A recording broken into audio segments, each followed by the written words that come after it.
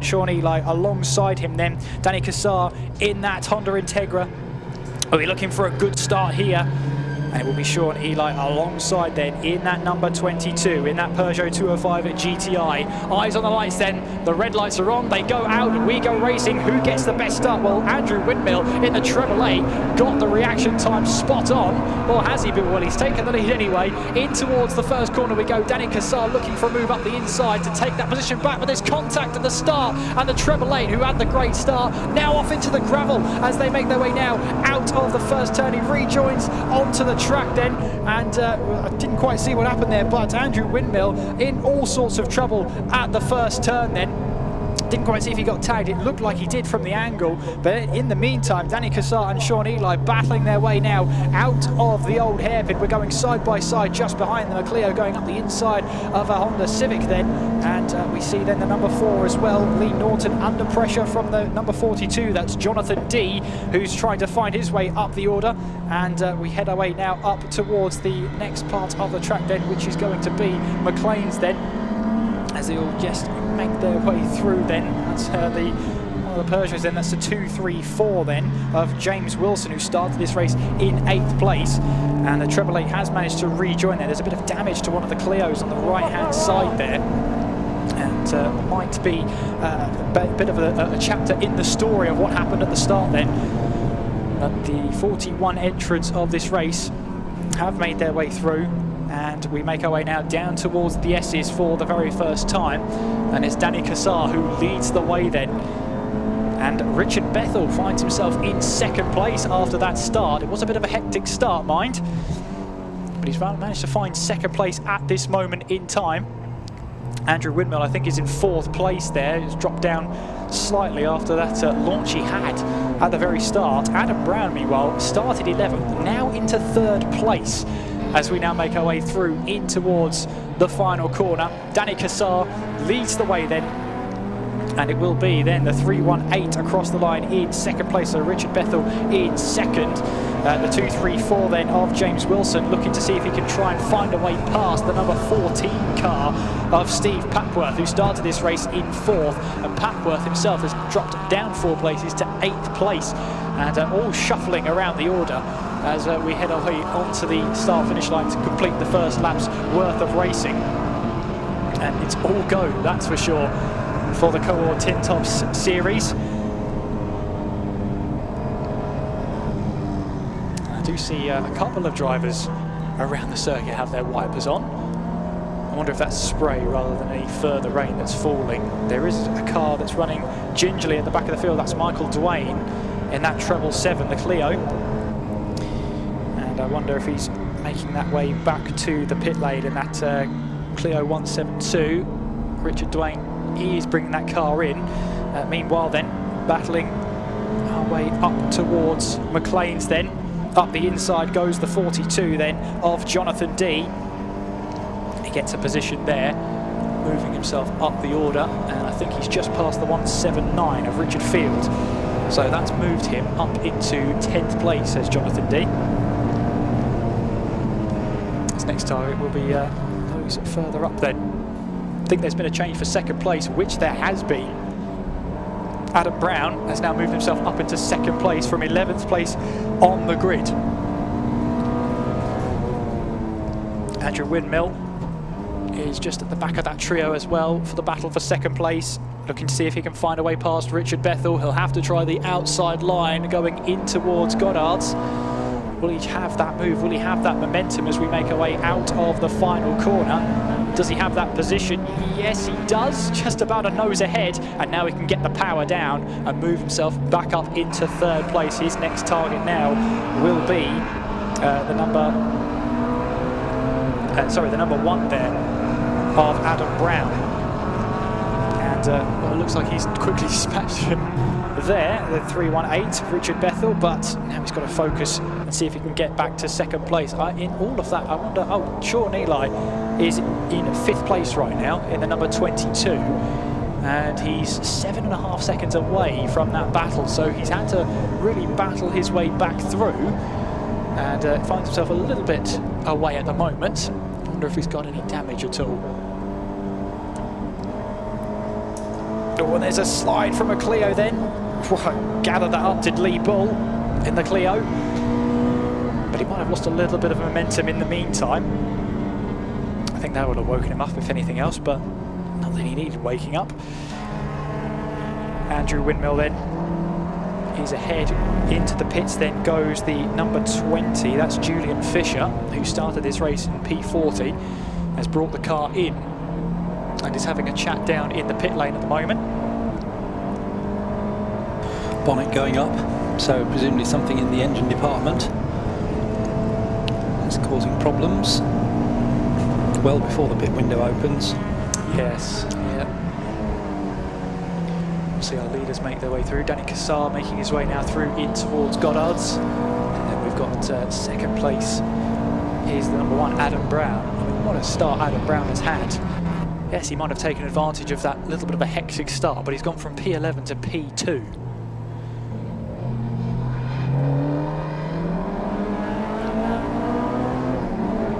Danny Cassar across the line to set the fastest lap of the race, 1:52.462. Well, away goes the number 20 there, as up the inside goes Sean Eli on the number 27, as Slater, oh, Slater is around then. He's just about kept that out of the barrier though, and managing to rejoin onto the circuit. Well, there was no doubt about that one, that was an assist. Yes. I also couldn't call that first corner incident with Andrew Windmill. I was watching out of the window and I couldn't tell whether that was a touch or not, but that one in the chicane, in the Goddard's hairpin then was a push. That doesn't need to go to any review, I guess, but there we go. Danny Cassar building that gap. It's now 11.3 seconds between himself and Adam Brown, and Danny Cassar will be looking to just try and run away with this one. Let's have a look at the tin tops. Yes. Because we have 3 penalties to look at then for the winner's penalty. We've got Firoz Bilamoria. We've got, sorry, no, that's the turbo tin tops. We have Danny Cassar, who's got a 90-second penalty. So as you mentioned earlier, that's the big one for Danny Cassar. He's won 3 races so far this season, so he's got 90 seconds worth of penalties. Also the treble 8 of Andrew Windmill. So he's running in 3rd place. He's got himself a 30-second penalty, which puts the car in 2nd place, the Adam Brown Fiesta, in a very strong position, doesn't it? It does. It really does. And in fact, that, you know, that strong start has sort of, if anything, there's a bit of vindication about that now. Obviously, at the top end of the order, if you can say, 11th place. In that spot, we've got a queue of cars making their way on towards the Melbourne hairpin right now, haven't we? I wonder if that's... That's for about 4th place, is it, I think? Yeah, it looks... No, 5th place, because with the 3 cars here in this group. So it's 5th place. Yes, it's Sean Eli, who started his race in 2nd place. He's under pressure there from the 128 of Lee Bull. As we head our way in towards the final corner, getting the power down. Lee Bull trying to get that power down earlier, but they've also got to watch out for the number 14 machine as well in that Honda Civic. Will be very eager to take over any positions they can. And that's Steve Papworth, who started this race in the 4th. Wilson behind as well, trying to hang on to positions in the 2, 3, 4. Battle for 5th place goes side by side as Sean Eli and Bull go side by side. Now they head their way through, and I think Eli's just about held on to that position. Lee Bull is not letting him go anywhere, and Steve Papworth in that Civic, just putting them, just reminding them both that he's still there as well, as he gets a little bit of understeer as he tried to turn him for the old hairpin there. Might be an opportunity for James Wilson to see if he can close the gap once again. As again, the battle for 5th place now makes its way through the Schwantz curve and up towards McLean's, as Lee Bull right onto the back of Eli here, as they'll now make their way up towards Coppice. Sean Eli having to do his best here to keep Lee Bull at bay.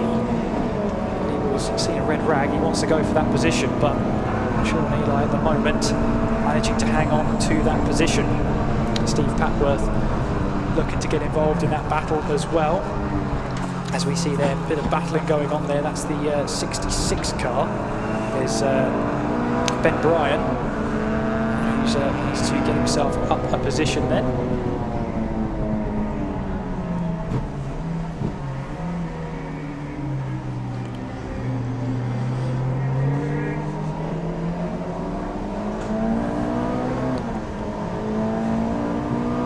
In fact, in the ordeal as well, Lee Bull has now got himself past Sean Eli as they head their way in towards Goddard's. They'll get back onto the power, and I think that's, yeah, James Wilson has now got himself past Sean Eli as well. So for Sean Eli, he qualified that car in second place, and he's now down the order to 7th. That's probably a measure of just how wet it was in qualifying this morning with Sean Eli's car, the 205, not really got the ultimate power. And perhaps he prefers the very wet conditions as well, so put the two together and maybe just can't keep up with the pace of the other cars in this much drier track conditions now, as the pit window is open. It'll be open for 15 minutes. Nobody as yet has come in to do their mandatory stop. No, there's quite a few. I think the majority of the field are single runners, or solo runners, so they will be, I would think, trying to leave it as late as possible to pit in without it being so crowded in the pit lane. We have car off in the gravel, I'm afraid. Yes. That's one of the Renaults, number 10, which is Richard Fole in the Clio 172 Cup car. There's been an incident as well involving the 444, and that looks like the 205, was that? Yes, that was a 205, but I can't see the... Is it number 205, you mean? Yeah, it's right, Nick yeah. Mellor. Yeah. Mellor's involved in that, and the 444 car of Gareth Knopp. And that's at the final corner. So that's just out of sight of our commentary box position, but our cameras out there have picked it up. And that looks like the end of the road for both of them. And we could end up with that safety car you just mentioned, couldn't we? We could indeed. And we might see a very busy pit lane if that were the case. I think brake lights are on the safety car. So it's, I think it's waiting for the command, if there is going to be one, of course. Oh, a bit of a slide at the back end through double yellows. Or there might be fluid down through the final corner. But that's the 42. Finding out there's a bit less grip than they thought through there, as safety car lights are on. So it's now really on standby. It's just a case of the ball's ready. Yeah. So I think they're just waiting for the leader to come through. The lights are on now. So yeah, safety car is now deployed as TSL confirms it. So that'll be everyone can have the opportunity to pit in now because the pit window's open. So Danny Cassar, his 90-second penalty, it will be a severely reduced pain, I guess you could call it. But he'll want, as soon as that safety car's deployed, Danny Cassar will be thinking, right, I've got to pit in now. But his other problem is he's quicker than anybody else up to this point, yes. And he's going to have less racing laps if the safety car stays out for a while. Danny Cassar into the pits then. So he's seen that safety car, he's dived into the pits as expected. So not only will he have that minimum pit lane time, but he's also got the 90 seconds worth of winners' penalties as well. So his pit lane time will be 3 minutes. It's a long, long time, but under the safety car, it'll be much less of a penalty. So 3 cars to recover there. There you can see one of them being the number 10 of Richard Fowle, who is, I can't tell if he's out of the car or not. If he's kept that car running, he could be recovered. But in comes as well the treble 8 Andrew Windmill, and you can see there that's also the 318 is in as well. Yep, so 318 is in. Bit of a hefty collision between the two there, the 205 and the treble 4. It's quite possible that the two incidents were unrelated and the Fiesta ended up in the side of the Peugeot. Yeah, possibly. Which was already parked there, which is a bit unfortunate. Richard Bethel has come in as well from 4th place, so our all 4 of our leading cars are in the pit lane. and virtually everybody else coming in as well.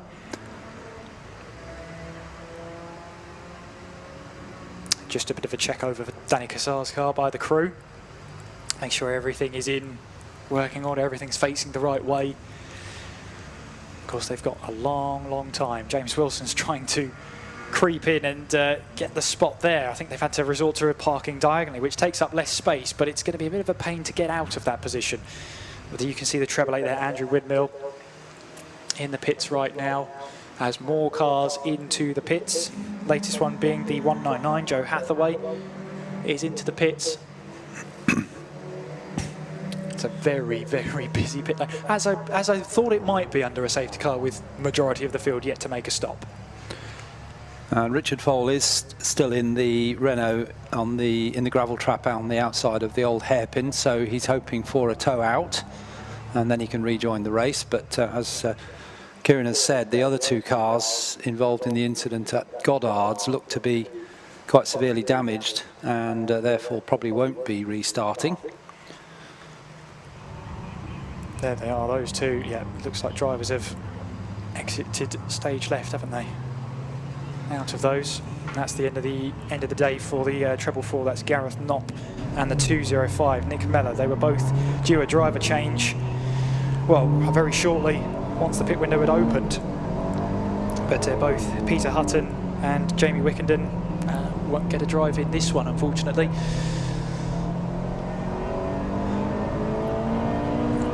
Well, the safety car hasn't picked up the leader. Or at least that 69 might be the leader, I suppose, with all the pit stops going on. But with virtually the whole field coming in, the safety car really has to just pick up a car and then sort it all out when everything settles down. Yeah, so just pick somebody up, reduce that field, and go from there. Once all the pit stops have sorted themselves out, we get a chance to see who's leading the way. 172 is in. There's half a dozen or so cars being held now at the pit lane exit because the train is coming past, and that's unfortunate, but that's the rules. Yes. You cannot rejoin whilst the safety car train is passing, so they've lost a little bit of time there. Had they been a few seconds earlier, they'd have got out ahead of the safety car and then they'd have been able to make up a full lap effectively, but that's the way it works. Oh, we've got the Adam Brown Fiesta in as well, I noticed down there in the pit lane. So that's a car that we think will be somewhere near the front at the end of this race. Well, that's certainly not being towed towards the track, that's being towed away.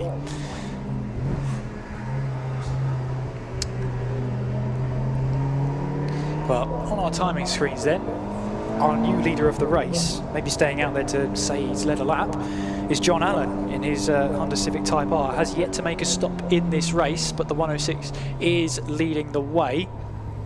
And it did classify the 179 in second place. So that's Richard and Richard Jason Field, a father and son. And the son, Richard Jason, taking over eventually in this pit stop. But this is the safety car with the mandatory pit stop. There you can see the extent of the damage to the treble 4 of Gareth Knopp's machine. You can see damaged right-hand side of the car. As the safety car peers over coppice.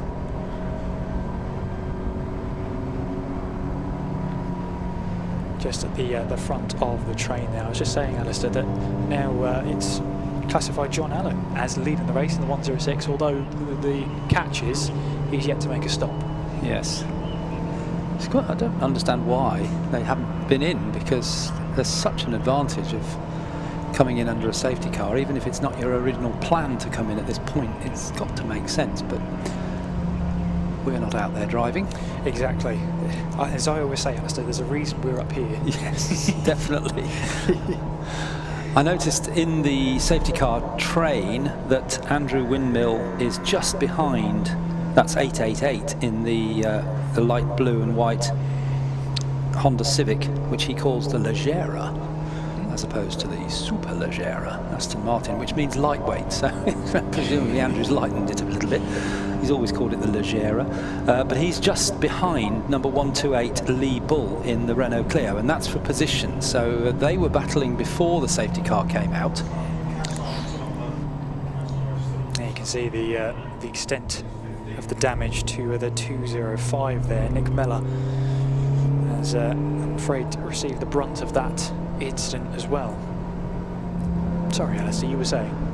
No, I was just talking about the potential for a battle there being rejoined after the safety car comes in, but I suppose the most important person to look at is Donny GP, because he was clearly quick in the first part of the race. I think if it had been a non-pit stop race and he'd had 90 seconds added to his time, he would have struggled to win the race because he wasn't going to pull away. But this has really played into his hands, because I think when they come over the line, we'll see that Donny GP, whilst he's at the back of the train, he is on the lead lap. And I think, yeah, here he comes out of Goddard's. We'll check now whether he's on the same lap as the leaders. So there goes Windmill in 10th place, Bull in 9th, and GP in 13th, all on 9 laps along with the leaders. So still can't understand why the couple of cars that haven't pitted at the leading group, and there's a few more further down, don't just come in and do their pit stops. Yeah. But anyway, that's up to them. I mean, it's the only thing I can think of is in the regulation it does say if the safety car is deployed during the pit window, then the pit window remains open for the rest of the race. It doesn't close. So I guess in that sense, I mean, they could run to the end and then pit on the last lap. But I don't think we're going to have safety car till the end. We've got 18 minutes remaining. So. Oh yeah, but the pit window stays open now. Yeah. In the regs, so that's the only reason I can see that you wouldn't pit in, but you get such an advantage by pitting in under the safety car. True. That yeah, it's anyway. As we say, there's a reason we're up here. And then down there. So going back to the Donny GP story, he, if you're looking at the, actually they haven't got that car out yet, so perhaps it's going to be a little bit longer yet. But anyway, if you're looking at the live stream, you can see the order. So it's a little bit jumbled because of pit stops and so on, but the cars we're really focusing on, the cars that were near the front at the beginning of the race, 4th place is Adam Brown in the Fiesta. In 5th place, the Richard Bethel car. That was up near the front at the beginning as well, wasn't it? Yes, it was. So that's one of the Clios. Also, the Ely Clio. Sorry, that wasn't a Clio, that's a Peugeot, wasn't it? And then a little bit further down, in 9th, 10th and 13th place, are 3 drivers who were right at the sharp end. And in 13th place, Donny GP, who is on the lead lap, so he's got some time to make up, but we know he's quick. So that will be the car to watch once we get racing again. But now it depends on how long before we start racing, because Danny needs a few laps to make his way through all those cars. He's right at the back of the train. Yeah, the longer this safety car is out, then the less time Donny GP has to make up lost ground. Here into the pits then comes the 69 and the 177. So they are going to pit under the safety car. That's Matthew Griffiths. And the leader 106. Yes, the leader 106 is into the pits then. But John Allen, I think, has led 2 laps. Yeah. Can't take that away from him now. Absolutely That's not. It. So Donny GP, once the green flags wave again, will be focusing perhaps on the cars not too far ahead of him. So the 179, Richard Jason Field now, I think, is at the wheel near the sun. The Proton Persona. That was a leading car in the sort of second group after Donny GP broke away. And then just ahead of Richard Jason is the Andrew Windmill number 888, which will be a target, and also Lee Bull number 128 in the Renault Clio. They could be within range. How much time will they get, as you said, Alistair? Yeah, That's the big question. How much time will they have in this race left to run? And there you can see the extent of the damage to the 205, Nick Mellor and Peter Hutton's machine. Oh dear, that's a very sad sight, isn't it? It's got quite a bit of damage on the rear as well. Yeah, with the rear wheel completely off. Yeah. Barrier damage, the one bit of good news, barrier damage there shouldn't be too heavy because it's relatively low speed and it hasn't ripped away the belting and the tyres, which take quite a while to re-strap into position. So hopefully we can get the car moved and then the barriers can be deemed to be safe to continue racing. Oil temps are good, oil pressure's good. Fuel is... Fastest lap sits with Donny Cassar at the moment in the Hillwood Autos entry.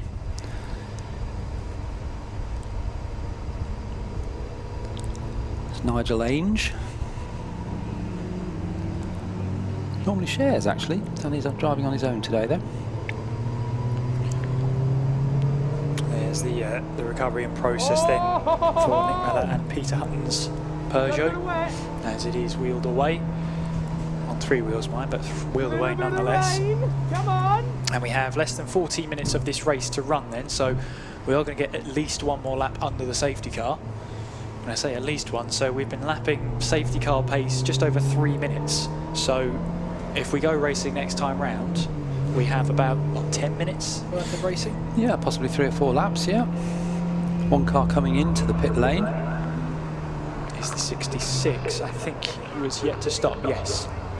Yet to make a stop then.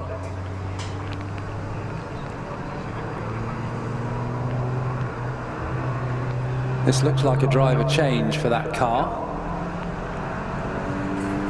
Yes, it'll be the 66, which will be, this will be Ben Bryan handing over to Wayne Bocock. They're having a chat. They are. After you. No, after you. Oh, well, they're changing over anyway. There's no massive panic, is there? 1 minute 30. Well, say about 1 minute 10 with the in and out time. Enjoying themselves.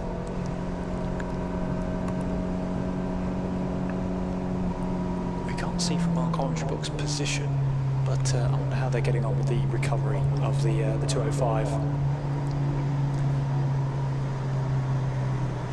We used to have a camera there, but that screen that we had that camera connected to is the lead sits there with no screen. Mysterious. So, yes, so we're blind.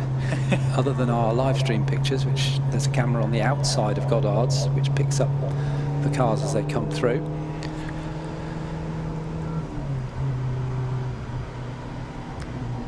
There's also a penalty that's going to be handed out here to the 21 of Christopher Herwood. Now, 21, I couldn't see it there, but I can only assume that's going to be short pit stop. That's the only thing I can infer from that. But we'll have a look and see then. So at the moment then, Adam Brown is classified as leading this race, with the number 318 of Richard Bethel in second, and then it's the 22 of Sean Ely in third. Now, he will relish this challenge to see if he can hold on to a podium position. Not only that, but maybe gain a couple of positions as well. This safety car period has really helped Sean Ely. Yeah. Safety car lights are still on as they exited the S's there. So it's either going to be a late call or another lap behind the safety car. Yeah, still showing on the screen as safety car, so I think possibly it could change coming. If they turn the lights out coming up the hill. But that would be the last chance. That's it, so, yeah. So, and they're still on now, so. Yeah, so it's another lap. A lap behind the safety car then.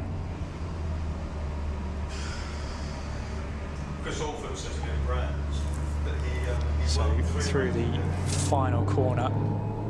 There you go, and another lap under the safety car then with 10 minutes 36 on the clock. So if we go racing next time around, we'll have 7 minutes on the clock, and that's not...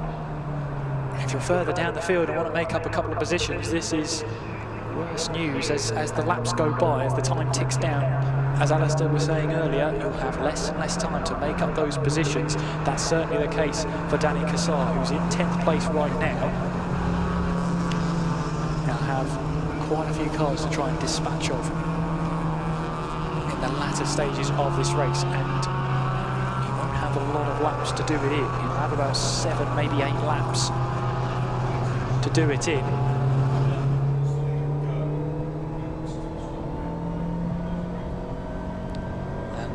There's a point that Marcus up here in the Marcus Pye in the comment box has just raised as well, just reminding us that, well, if it's a case for Adam Brown, he can put down the throttle when the safety car comes in, but for the likes of Donny GP, he has to be stuck behind that next car until then. But it's actually Stuart, I think that's Papworth at the head of the field, and Papworth at the moment in car number 14 is classified as 16th place. So the safety car hasn't picked up the leader, so this will be an interesting restart to say the least. They may wave the Honda Civic of Papworth by. They may do, but they do that, and that's going to be an additional lap. Yeah. So I wonder, they might, if it's clear, just get going. Yeah. So we're still a safety car coming down towards the Hislop chicane. Lights are out, are they? Yes, I think the lights are out. So we're going to be racing again when they come round to the timing line. Although we did see earlier, this is a point, Kieran, they put the green flags out around the track and cars could start racing earlier. I was under the impression everybody had to cross the line, but that's not what happened earlier. I think there were mitigating circumstances in that race, I think, but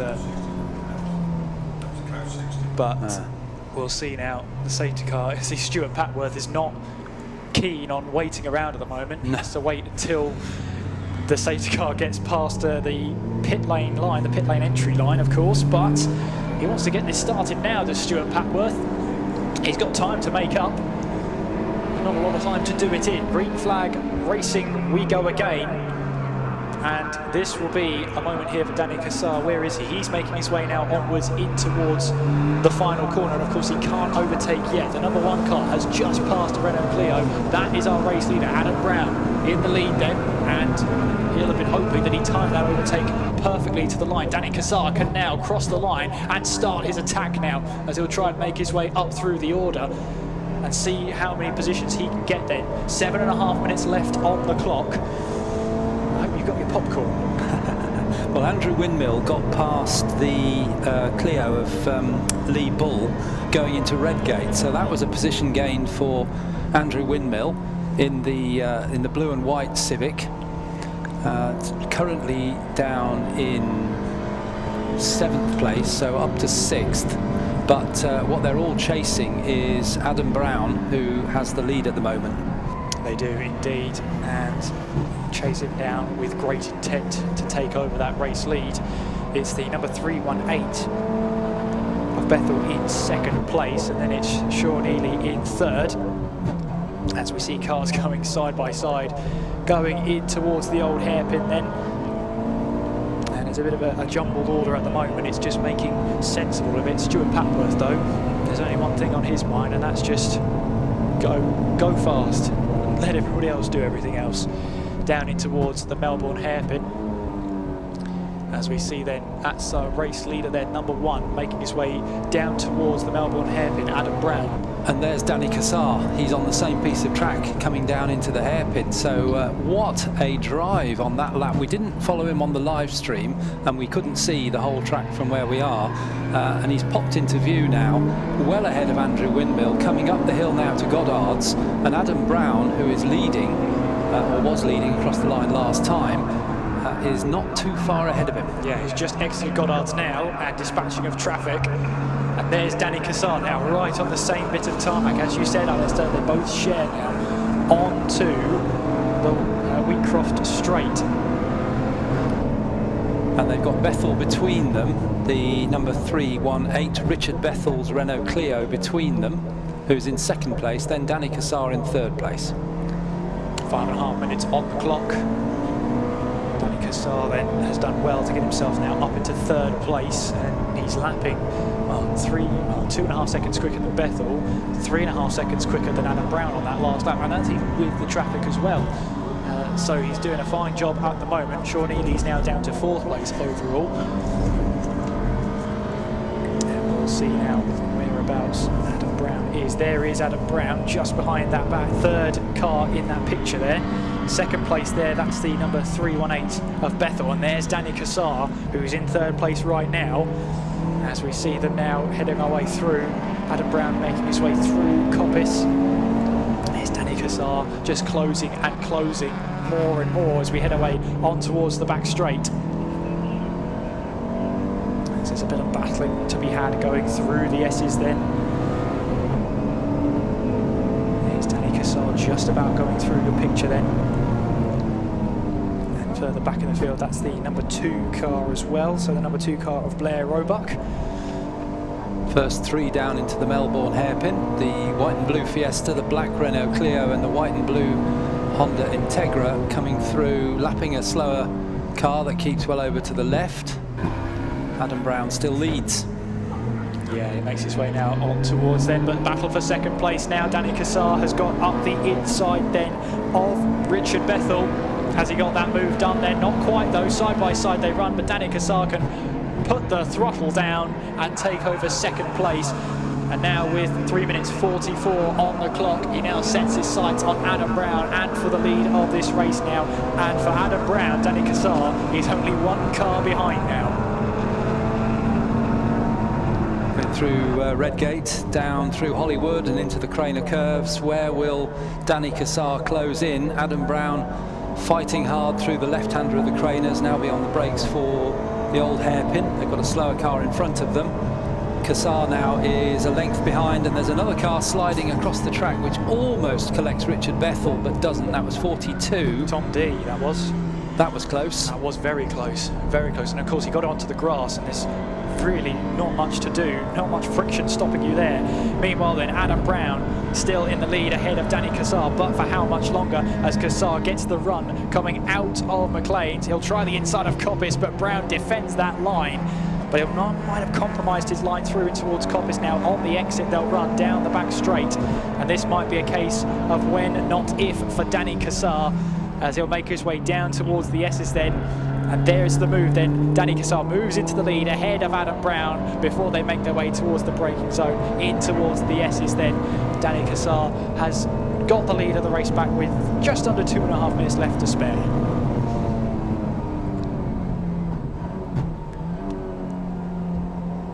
Again, he'll just get himself ahead of some Lapri there. I think that's one of the Clios they're just getting past as well. Richard Bethel still hanging on in there as well. He's currently third overall, with the treble eight of Andrew Windmill as well in fourth place. He's about 8 seconds back on our trio. But there's Donny Cassar making his way out of the final corner. Will be close. I think this will be the final lap of the race. It's close, but I think this is the final lap for Donny Cassar. So he's got that lead back with, well, 1 lap to spare. Adam Brown in second place, but not for long, is it? Because on the charge, sorry, that's not Adam Brown, that's going to be the 318 of Richard Bethel, who gets himself past a little bit of Lapri then. But now this is a case for Donny Cassar now to open up the taps and see what he can do. Bit of Lapri to be done as well, as that is, I believe, that's the 189 perhaps of Mark Carey. Yes, in these Model for Heroes Honda Integra. Donny Cassar is not for position, of course, just to put a lap on Mark Carey then, heading our way in towards the McLean's, and then we head our way up the hill towards Coppice then. And there's James Wilson as well. There's James Wilson in all of this. He's down in 10th place at the moment. He's got the 179. If he wants to try and get that position back, that would be for position. As we see there, it's the 77 car on this final lap. 77 being Alexander Williams. And is that a battle for position with the 49? It's not. And that won't stop them battling anyway.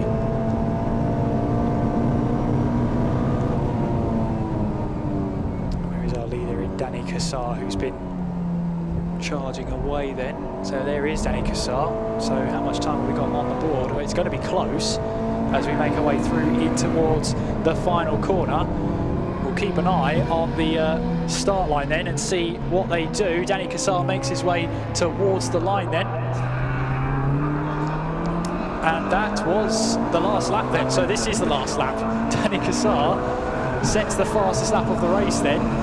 They held the checkered flag. I thought it was going to be close. As closer than I thought then.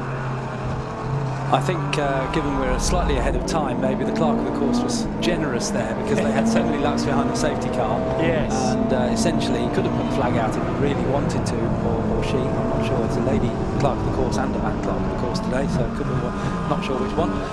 But the clerk of the course could have put the flag out on that one, I think, because it was right on the line. But good news, they've got another lap. They have. And I think that will put Adam Brown under some pressure because Richard Bethel was closing on him. It was 0.8 at the line.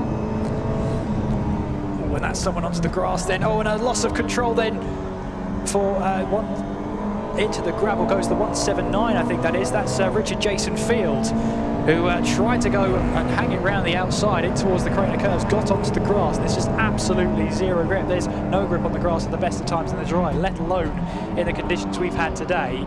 And yeah, just lost it completely into the gravel. We'll see if he managed to recover from that one. He might have had the momentum to do so.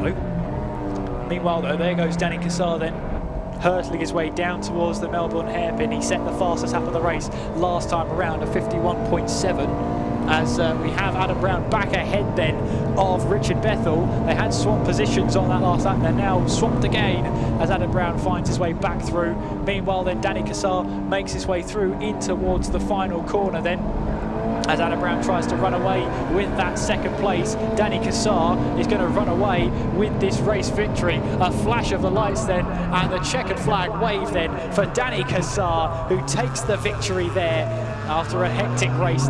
And it's Adam Brown across the line in second place, and then it's the 318 of Richard Bethel who comes across the line in third. Here comes the treble 8 of Andrew Windmill to come across the line in fourth place, and then the 27 car of James Slater will be making his way across the line to take the checkered flag and finish that one off. The number 49 car of Dave Hutchins comes across the line in 6th place, and then Richard Jason Field, who was running in 7th place. We have pulled into the to port lane underneath me, but you can see the results on your screen there. Donny GP winning with a 51.764 as the fastest lap as well. Adam Brown in 2nd place, Richard Bethel in 3rd, and then it's Andrew Windmill 4th, James Slater in 5th, Dave Hutchins 6th, with Lee Bull in 7th place, Sean Ely in 8th, James Wilson in 9th, and Richard Field and Richard Jason Field rounding off the top 10. And well, a bumper grid that started that one, of course. We had 41 cars take the start of that race, so really was bumper. And we had that, of course, extended safety car period for 4 laps or so underneath that. So it was good to see an extra lap worth of racing for our drivers. I'm sure they appreciated that as well. Chris Herwood, you can see there, has got himself a penalty. That was because of a short pit stop, and we lost in that one. Richard Fowle, the shared car of Stowe and Potter, Mellor and Hutton, Noppen Wickenden, Julian Fisher and Michael Duane. We lost